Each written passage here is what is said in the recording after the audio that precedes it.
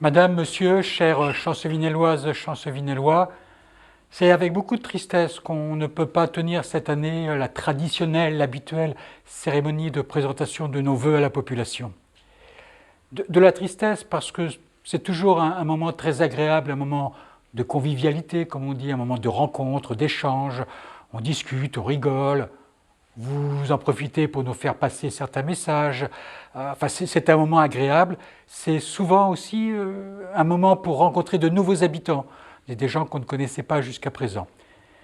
Donc cette année, ça ne pourra pas se faire et croyez bien que vraiment on le regrette. Il n'empêche, on est là pour vous présenter, je suis là pour vous présenter, en mon nom bien sûr, mais aussi au nom de l'ensemble du conseil municipal, au nom des agents communaux, vous présenter tous nos meilleurs vœux pour cette nouvelle année. Et vraiment, nous ne sommes pas fâchés de quitter cette effroyable année 2020. Année de deuil, de douleur, d'angoisse, de révolte, de réflexion, mais aussi année de solidarité.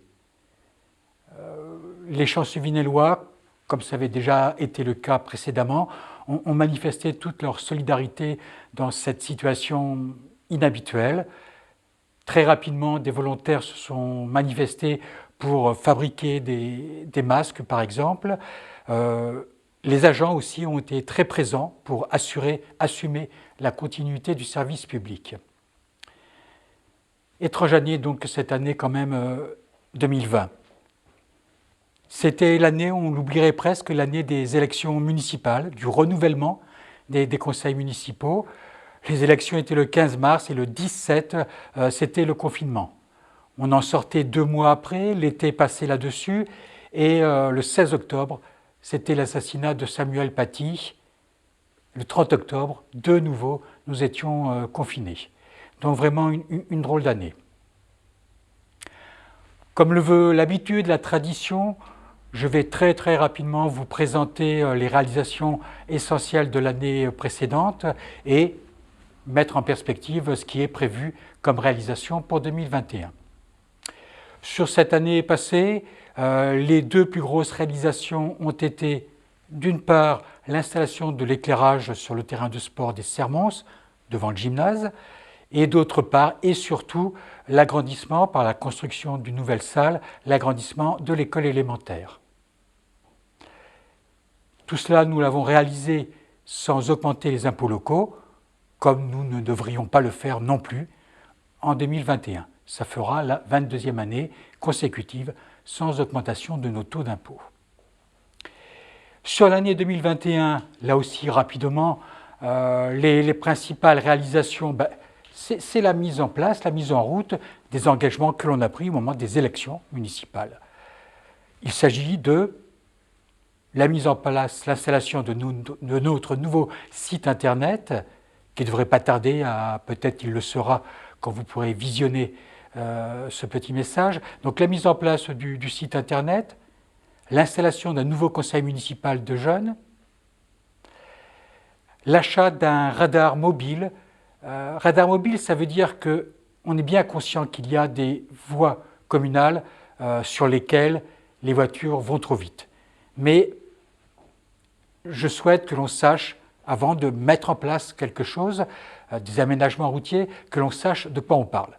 C'est-à-dire que l'on mesure de façon précise le nombre de véhicules qui passent sur telle et telle voie communale et à quelle vitesse ces véhicules passent.